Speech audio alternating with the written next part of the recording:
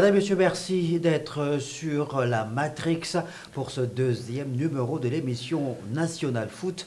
Le jour d'après, dans cette tribune, on fera le point sur le déroulement de la 10e journée du championnat national de football de première division avec mon invité. J'ai le plaisir de recevoir dans cette émission Mermoz Assele Djouedabadi. Mermoz, bonsoir. Bonsoir. Merci beaucoup d'être au rendez-vous du football national de cette 10e levée du championnat de première division avec évidemment ces différentes affiches comme on peut le voir, ces rencontres qui se sont déroulées sur quelques terrains au Gabon, notamment cette rencontre entre l'AO CMS et Bounguedi Sport, 0 but partout entre les deux équipes. L'Union sportive deuxième victorieuse du CSB de Port-Gentil, 1 but à 0. La belle victoire de la Sdikaki qui a donc fait tomber le canon. 2 buts à 1. Le stade Mondji battu à domicile par le leader Mangasport, 1 but à 0. Et la première victoire du CF Mounana, 3 buts à 1 sur la pelouse du stade Idriss Gary à Ovendo. 3 buts à 1 face au Voter Club de la police. Et la belle victoire de l'Union sportive de Bitam, 1 but à 0 face au Lac Lambaréné Athletic Club. Quel regard, Mermoz, portez-vous sur le déroulement de cette 10e journée sur ces différents résultats? Oh ben, le regard, c'est qu'on va dire qu'il y a eu de belles surprises. D'abord, la première, c'est cette victoire, la première victoire du chef Mounana face à l'équipe de la police de Vautour. On va dire le match insipide, excusez-moi un peu excusez-moi du peu pour le terme, entre l'AOCMS et Bounguidi, où on va dire que les deux équipes font une mauvaise affaire, même si Boubou Bounguidi, on va dire, c'est quand même un bon point pris, quand même à l'extérieur, au regard du spectacle que cette équipe nous a fourni. Mais surtout, la belle affaire, c'est le leader, Mangasport, qui prend 3 points précieux à Port-Gentil face au Stade Mandier, et qui creuse un peu l'écart avec son dauphin Bounguidi Sport qui a calé. Alors, avant qu'on ne fasse évidemment le point comptable de cette 10e journée en termes de classement général, pour savoir quelle incidence au classement par rapport aux résultats des différentes équipes qui ont donc disputé la 10e journée, évidemment, on revient sur les points chauds de cette 10e levée. Vous avez évidemment évoqué cette première victoire du CF Mounana pour le compte de cette saison 2024-2025, le CF Mounana qui s'est donc imposé 3 buts à 1 devant Vautour de la police. Une victoire dédiée à HPO. Oui, une victoire qu'on a vue pour avoir été au terrain. On a vu ses supporters, ses joueurs, et avec l'encadrement technique et l'administratif, en symbiose avec les supporters qui ont vraiment dédié cette victoire au président cher, président fondateur cher à ce club qui est Hervé Patrick Opianga. Une belle victoire, notamment un bon match. C'était un très bon match, même s'il y a eu un peu de peur, de frayeur pour cette équipe de Mounana qui avait ouvert la marque, qui aurait pu tuer le match en première période, qui se fait rattraper, mais après, qui se ressaisit en fin de rencontre pour planter encore deux bandits à l'équipe de Vautour. Donc, une victoire vraiment dédiée à HPO, une victoire qui donne peut-être de l'espoir parce qu'on voit du mieux aussi avec cette équipe du CF Mounana au fil des matchs, et surtout une victoire qui fait du bien au moral et même au classement, puisqu'on le verra tout à l'heure avec le classement, cette équipe de Mounana qui sort de la zone rouge de ce classement. Alors Mermoz, depuis le début du championnat, on savait évidemment que la situation administrative, même sportive de Mounana était un peu compliqué au regard de la situation dans laquelle se trouve Hervé Patrick Opianga aujourd'hui. Mais sur le terrain, Mounana n'a pas été une équipe ridicule depuis le début du championnat, et cette victoire face au Voter Club de la police est une victoire qui vient quelque peu récompenser la qualité de jeu observée chez les Verts et Jaunes depuis le début du championnat. C'est vrai. Peut-être le premier match, pour moi, peut-être le plus mauvais match avait été peut-être le premier. On va dire que c'était un peu la reprise du championnat après combien d'années d'arrêt. C'est un peu dur pour tout le monde. Mais au fur du temps, on a vu cette équipe de Mounana nous produire un certain jeu. On va dire grâce notamment à leur coach Kevin Ibinga qui fait un bon boulot. Et je pense cette équipe commence à trouver ses marques. Il commence à trouver son équipe type, notamment le classement qu'il a mis face à Vautour, où j'ai l'impression que c'était peut-être le meilleur classement qu'il ait mis et peut-être l'un des meilleurs matchs de de cette équipe de Mounana. Il faut dire aussi qu'il y a, dans ce match, on a vu le retour de leur numéro 9, qui avait manqué dès la deuxième journée après une blessure, qui est revenu et qui a mis un doublé dans ce match. Donc, c'est vraiment la récompense de ce travail. Et je pense que si ça continue ainsi, on pourrait compter avec cette équipe de Mounana qui pourrait faire une certaine remontada pour améliorer son classement dans ce National Foot. Alors, depuis le début du championnat à Mermoz, vous avez sillonné le stade Monet d'Antibon, celui d'Idriss Gary, évidemment, pour suivre ces matchs qui se déroulent dans la commune de Libreville et celle d'Ovendo. Quels sont, selon vous, les hommes de base? Puisque Mounana, vous la regardez, cette équipe jouée depuis le début du championnat, quels sont les hommes de base de Kevin et Bingoge? Ah ben, ces hommes de base, on va d'abord dire, moi je veux dire, j'ai été impressionné par leur numéro 9, justement. Bamba non, non. Comment il s'appelle, Mokonou. Oui, Mokonou. Il a un vrai type à côté de lui qui fait un vrai travail de sape sur les défenses. C'est Bamba. Qui a ouvert le score Voilà. hier, c'est bien ça. C'était le numéro 9 qui avait ouvert la marque sur une passe justement de Bamba qui joue un rôle très important aux côtés justement de son attaquant. Mais l'homme de base de cette équipe de Mounana, tout le monde s'accorde à le dire dans les différents stades où se produit Mounana, ben c'est leur milieu de terrain qui, on va dire, fait le job au niveau de... Comme à la récupération, comme à la relance. Je veux parler là de Samaké, le numéro 17 de cette équipe, de Banyama Samaké, Nze Banyama Samaké, qui est pour moi peut-être le meilleur joueur pour l'instant de cette équipe et le fer de lance de l'équipe. Un Samaké au top, c'est une équipe qui roule bien. Et quand on voit Samaké ronronner, ben c'est Mounana qui ronronne. Avec la belle prestation également depuis le début du championnat dans cette équipe de Mounana, des frères Nkori. Oui, les frères Nkori, le numéro 5 et le numéro 15, les deux frères Léonard et son frère Léon, qui font aussi un bon travail. J'ai apprécié le travail justement du petit frère au niveau du milieu de terrain qui a bien soutenu justement Samaké. Une défense aussi qui n'est pas en reste. Il y a quand même du bon boulot au niveau de la défense. Et dans l'ensemble, c'est une équipe que je trouve quand même assez homogène. Quand on voit comment elle produit son jeu, c'est une équipe assez homogène. Et vraiment, vraiment, avec cette victoire, j'espère que cette équipe va continuer à nous produire du bon jeu parce que je pense quand même qu'il faudra vraiment compter avec cette équipe dans l'avenir si le moral reste au top. Voilà, premier point chaud. Donc, le second point chaud de cette 10e journée, c'est évidemment la belle victoire du leader, l'AS Manga Sport, qui est allé s'imposer à Port-Gentil 1-0 face au stade Mondji. Manga Sport, solide leader. Bah oui, solide leader qui, on va dire, maintenant, au regard du score de ses poursuivants, notamment son dauphin qui a calé.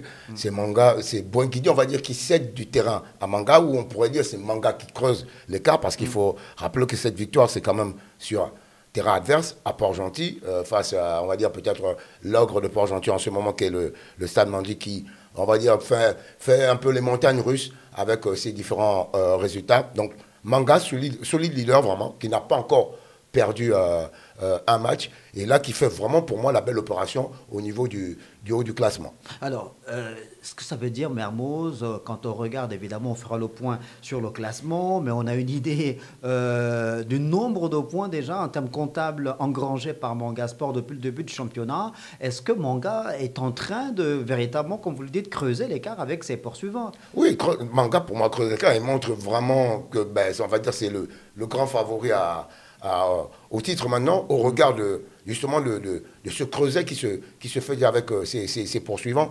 Et c'est une équipe qui arrive toujours à rebondir. C'est-à-dire, si Manga se fait tenir en échec, on a l'impression que le match qui suit, c'est presque peine perdue pour l'équipe qui vient derrière, parce que c'est une équipe qui a ce mental de gagneur. Il faut dire quand même que c'est une équipe expérimentée, qui n'a pas beaucoup bougé entre les lignes, qui s'est plutôt même, on va dire, un peu renforcée.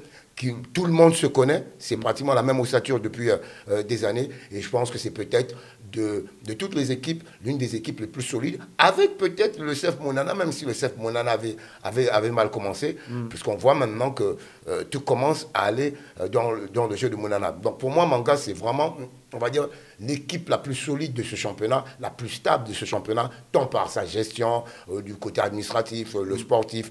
tout va, on va dire, en guillemets, pour le mieux pour cette équipe de Mwanda. Est-ce que ça veut dire que du côté de Mwanda, le staff de Manga Sport aujourd'hui assume pleinement le statut de leader et surtout assume sa détermination à viser le titre?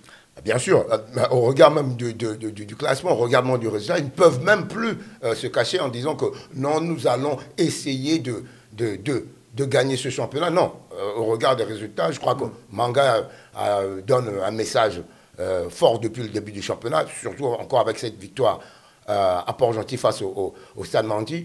Nonobstant peut-être quelques faux pas sur certains nuls, notamment le nul de la semaine dernière face à l'USO sur ses terres. Moi, je pense que Manga s'affirme et lance le message que nous sommes là, nous jouons le titre et que nous sommes même, il faudra maintenant même assumer cette position de favori de ce championnat. Alors, évidemment que côté Manga Sport, on espère faire une seconde partie de saison aussi dynamique pour décrocher le jackpot à la fin de la saison. Troisième point chaud, l'AS Dikaki à domicile qui s'impose devant le Canon 105. Dikaki a désormais la deuxième place en ligne de mire. Par contre, côté Canon, on commence à être grippé. Oui, le Canon il commence à vraiment à se gripper. Et pourtant, au regard d'abord de certains premiers matchs, on aurait cru que ce Canon jouerait vraiment les grands rôles. Mais depuis certains matchs, les résultats ne sont pas là, le moral n'est pas là. Au dire de ce qu'on sait, c'est pas vraiment la joie dans la caserne du Canon 105, notamment sur le plan administratif et sur le plan, on va dire même, du salaire avec les joueurs. Donc, est-ce que ce problème ou cette mini-crise en interne influe, je pense, sur les prestations et les résultats du Canon. Rappelons que pour ce match face à Dikaki, beaucoup auraient donné plus ou moins le Canon favori face à cette équipe de l'AS Dikaki. Le Canon qui ouvre la marque, on se dit ça va aller pour le Canon. Et à la grande surprise, c'est Dikaki qui renverse en seconde partie cette équipe du Canon 105.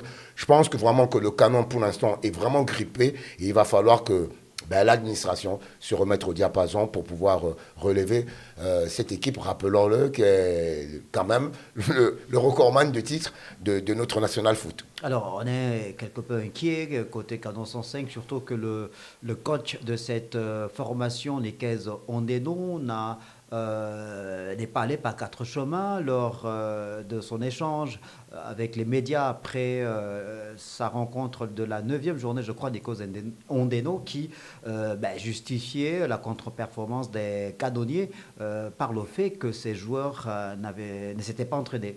Oui, comme je disais, c'est un mouvement d'humeur des joueurs qui se plaignent par rapport à leur situation salariale. Et on peut le comprendre, on peut comprendre que cela puisse jouer notamment sur l'équipe, sur le physique de l'équipe, sur les prestations de l'équipe. Si on ne s'entraîne pas, il y a une baisse de forme. Et en plus, quand on n'a pas de salaire, on comprend aussi que mentalement, c'est pas la fête, c'est peut-être pas le grand envie de faire de belles prestations, même si on se retrouve sur le terrain.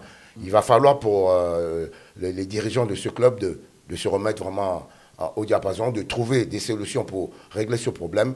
Sinon, j'ai bien peur que le Canon risque vraiment de s'enrayer pour un petit bout de temps.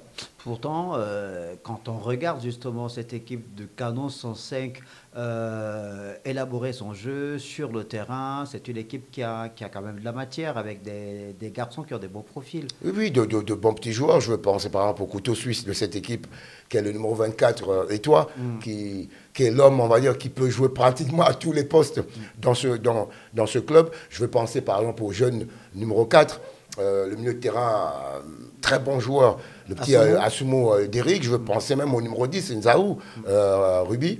Il y a matière avec cette équipe du Canon 105, vraiment matière à pouvoir faire quelque chose dans ce championnat. Mais il va falloir maintenant que tout le monde, on va dire, va dans le même sens pour que les choses aillent mieux. Parce que pour l'instant, on va dire, c'est à contre-courant entre les joueurs et l'administration. Alors, c'est peut-être déjà cuit pour le Canon 105 en ce qui concerne la première place, vu le nombre de points, l'écart abyssal qui existe aujourd'hui entre Mangasport et le Canon 105.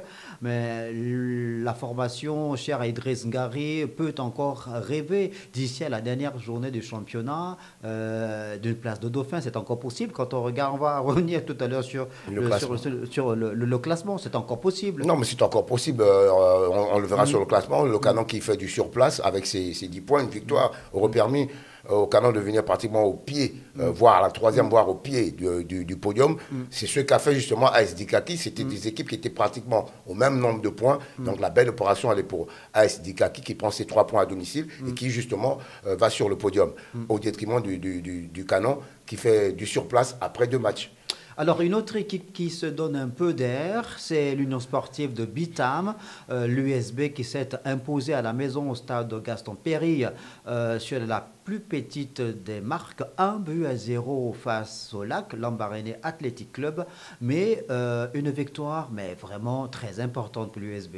Oui, importante. L'USB, c'est un peu, on va dire, presque la même histoire avec le Canon, une petite crise en interne aussi, au niveau des joueurs et de leur administration. Mais c'est une victoire qui fait du bien à cette équipe de l'USB, qui, comme le Canon pour moi, ont des résultats en dents de scie. C'est un peu les montagnes russes avec l'équipe chère au président René Demezo Obiang. C'est une victoire bonne pour le moral. On sait que c'est une équipe qui, à domicile, est plutôt solide sur ces terres. Donc, une victoire qui fait du bien, qui leur permet de recoller avec la tête du classement, notamment de revenir un peu derrière cette équipe de Boinguidi. Donc, belle opération pour l'USB, mais il va falloir maintenant garder le rythme parce que Manga est en train de prendre le large. Alors, Manga prend le large, certes, mais il y a surtout que cette équipe de l'Union sportive de Bitam a au moins 2 ou 3 concurrents directs pour la deuxième place. Vous avez parlé de Dikaki, il y a Boinguidi Sport, il y a même l'USO également. Donc, ça va être chaud pour l'USB. Ça va être chaud, surtout que déjà, il faudra voir avec d'abord, on va dire, leurs frères du Septentrion. Je vais parler de l'Union sportive d'Oyem. Il y aura sûrement 2 gros derbys là-bas, que ce soit pour le match aller comme au match retour. Cela va peser déjà dans la balance, notamment en termes de leadership dans la province du Nord. Et maintenant, il va falloir faire des résultats contre les concurrents directs, qui sont justement la Dikaki, Boinguidi Sport, et même le Canon, s'il se réveille, qui peut revenir encore dans cette course on va dire, à la 2e place, tant on va dire que pour l'instant, Manga Sport est un peu à l'abri. Alors, le dernier point chaud de cette émission National Foot de jour d'après, c'est le Dauphin, le 2e au classement, qui donne des réels signes d'inquiétude. Boinguidi Sport, accroché au stade Modédan de Siban samedi dernier par l'AO CMS. Ce n'est pas tant le résultat qui nous a déçus, Mermoz, mais plutôt la qualité de jeu offerte par les 2 équipes, mais surtout Boinguidi. Oui, Boinguidi qui nous a inquiétés. Je veux dire que pour ce match, Boinguidi s'en sort plutôt bien au regard de la qualité du jeu proposé. On aurait donné une chaise au gardien de la OCMS et il serait resté assis tout le match tant l'équipe de Boinguidi n'a rien proposé de manière offensive. Une grosse inquiétude, c'est vrai, pour une équipe qui était jusque-là deuxième du championnat. En parlant en off avec certains dirigeants, ils nous ont fait comprendre que il y a des jours comme ça, que c'était un jour sans pour cette équipe de la province de Loguelolo. Mais vraiment, la prestation était inquiétante. Et je pourrais dire que pour ce match, les regrets pourraient venir du côté de l'AOCMS, qui pour moi n'a pas joué à son niveau et aurait pu facilement l'emporter si le CMS avait pour moi joué à son niveau. J'ai eu l'impression que le CMS s'est plutôt mis au niveau du jeu proposé par Boinguidi. On a eu l'impression que l'enjeu a tué le jeu parce que rappelons que c'était le match entre le 2e et le 3e et il y avait un enjeu considérable. Donc pour essayer de, on va dire, renforcer sa place, ou bien pour CMS prendre cette place de dauphin pour Boinguidi conserver sa place de dauphin, j'ai eu l'impression vraiment que l'enjeu a tué le jeu. Et pour moi, peut-être le plus mauvais match pour l'instant depuis le début de la saison que j'ai pu voir du côté de Libreville. Alors, vous aviez parlé justement de cet échange avec quelques responsables de Boinguedi Sport en off, évidemment, pour faire le point sur cette rencontre entre Lao, CMS et Boinguedi, et ces dirigeants qui ont assumé la prestation de leur équipe samedi à Molédan face à Lao CMS en arguant aussi le fait que bon, ce qui importe aujourd'hui à Boinguedi, c'est de prendre le point. Ils n'ont pas perdu, ils ont quand même pris un point. Et c'est l'objectif finalement recherché par Boinguedi, ne perdre aucun match, enfin ne pas perdre des matchs, mais plutôt prendre le moindre point qui traîne. Oui, bah, apparemment, je pense qu'ils ont pensé sur le fait qu'ils étaient à l'extérieur. Ils jouaient contre, on va dire quand même, l'une des bonnes équipes de ce championnat, la OCMS. Ils savaient que le déplacement devait sûrement être difficile avec l'enjeu qu'il y avait pour conserver cette seconde place. Donc pour eux, c'est un moindre mal que de prendre ce point à l'extérieur et peut-être maintenant sur le match retour, capitaliser face à cette équipe de CMS sur la phase retour. On va dire que c'est une équipe peut-être qui veut jouer la prudence, c'est-à-dire prendre le plus de points possible à l'extérieur, notamment les 1 point, quitte à en perdre 2, et puis capitaliser à domicile pour faire le plein de points dans leur province. On va faire évidemment le point sur la position occupée actuellement par Boinguedi Sport dans ce championnat de première division du Gabon, non sans évoquer également le point, on va dire, statistique comptable de cette 10e journée. Une 10e journée quelque peu prolifique par rapport à la 9e en termes de nombre de buts. Oui, non, je me rappelle que lors de la précédente émission, vous avez eu comme invité mon très cher ami et frère Gaëtan Kouka, qui parlait un peu que peut-être les organismes arrivaient à un certain niveau où il fallait que ça se repose pour peut-être mieux repartir. Bon, du mieux avec cette journée, puisqu'on a 10 points contre 10 buts contre 6 buts lors de la précédente journée. Un bon ratio quand même. On va dire grâce notamment aux 4 buts marqués lors du match d'hier entre le CF Mounana et le Vautour. Et puis les 3 buts aussi du match de l'AS Dikaki face au Football Club Canon 105 qui ont permis justement de peut-être rehausser le niveau du nombre de buts. Alors donc 10 buts marqués lors de cette 10e journée, 5 victoires, dont 3 à domicile et 2 à l'extérieur, et un nul, le fameux nul, 0 but partout, entre le CMS et Boinguedi Sport. Et avant de mettre un terme à cette émission, un petit point sur le classement général évidemment, puisque il faut exactement que l'on sache quelles sont les positions des uns et des autres. On a parlé de Manga Sport, solide leader avec désormais 21 points. Son poursuivant immédiat, Boinguedi Sport, totalise actuellement 14 points. L'écart est en train de se faire. 7 points, ça fait déjà 7 points. L'écart, ça fait déjà quoi, on va dire 2 matchs et demi pour que Boinguedi revienne. Ouais. 2 matchs, c'est quand même assez conséquent pour notre championnat déjà. Notre championnat. Alors, Boinguedi Sport, donc deuxième à 14 points. Puis il y a ce groupe de 3 ou 4 équipes qui se tiennent quasiment à rien du tout. L'USB, troisième avec 13 points. Asdikaki, quatrième, 13 points. Cinquième, l'Union Sportive d'Oyem, 13 points. Et sixième, l'AOCMS, 12 points. Mermoz, ça va être chaud pour la deuxième place. Ça va être vraiment chaud. Boinguedi devrait faire attention parce que ça commence à monter derrière. Moi, je pense à l'AS Dikaki qui est la belle surprise, on va dire, dans ce petit peloton. Faire attention à une équipe comme l'Union Sportive d'Oyem qui a montré de bonnes choses, notamment avec son match nul. Je crois la semaine dernière à Moanda face à Manga Sport. La OCMS qui devrait se ressaisir après on va dire cette piètre prestation face à Boinguedi. La OCMS qui pourrait venir jouer les troubles faites. Et puis le Canon 105, s'il veut bien, on va dire, se réveiller pour venir jouer aussi les seconds rôles dans ce championnat. Donc pour Boinguedi, attention surtout à l'USB, aux 2 équipes du Nord, et puis à la OCMS, même si la SDK pourrait être, on va dire, le facteur X de ce haut du classement. Et puis on note dans le bas du classement, évidemment, vous l'aviez dit, cette belle opération du CF Mounana après sa belle victoire 3-1 face aux policiers du Voter Club Mangungu. Le CF Mounana qui est sorti de la zone rouge et qui totalise désormais 8 points et à la 11e place. Rapidement, avant de nous dire au revoir, les affiches de la 11e journée, ce sera le samedi 25 janvier prochain donc au stade Tatami Golé, la rencontre entre Boingidi Sport qui va recevoir l'ASDK qui va être une chaude explication. Tout à fait. Pour la deuxième place. Concurrent direct, l'ASDK qui peut ravir cette seconde place, qui peut passer, peut-être pas prendre la seconde place parce qu'il faudra compter avec les autres équipes, mais qui pourrait passer devant Boingidi Sport au terme de cette rencontre. Et puis le match entre le leader Manga Sport au stade Henri Silva de Mwanda face au Voter Club Mangungu. Ça va. Une belle occasion pour les policiers de se racheter. L'occasion, ça va être difficile. Dans l'ordre de Manga Sport à Mwanda, ça va être difficile pour le Voter Club.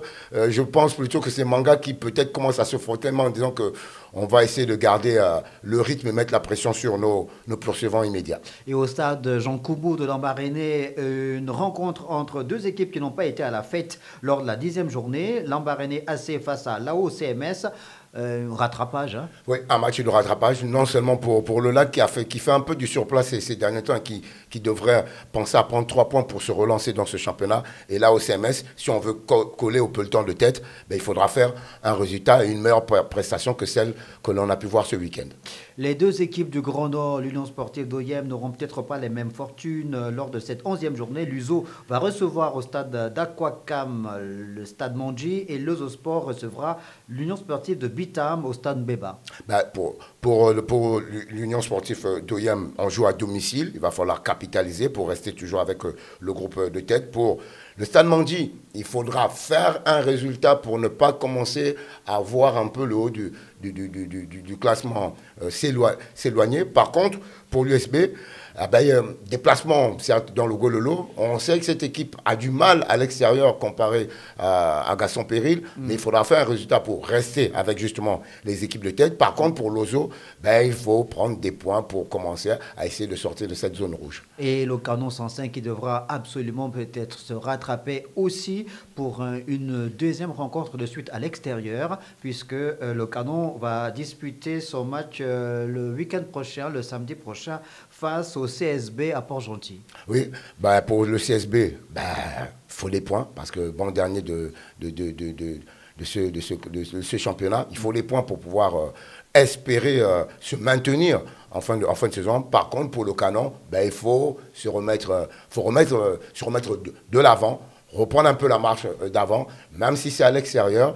C'est sûr, c'est face à une équipe qui, on va dire, doute un peu, cette équipe du centre sportif de Benji. Donc, occasion là aussi pour le Football Club Canon 105 d'essayer de se rattraper, se racheter après ces deux journées qui n'ont pas été fructueuses.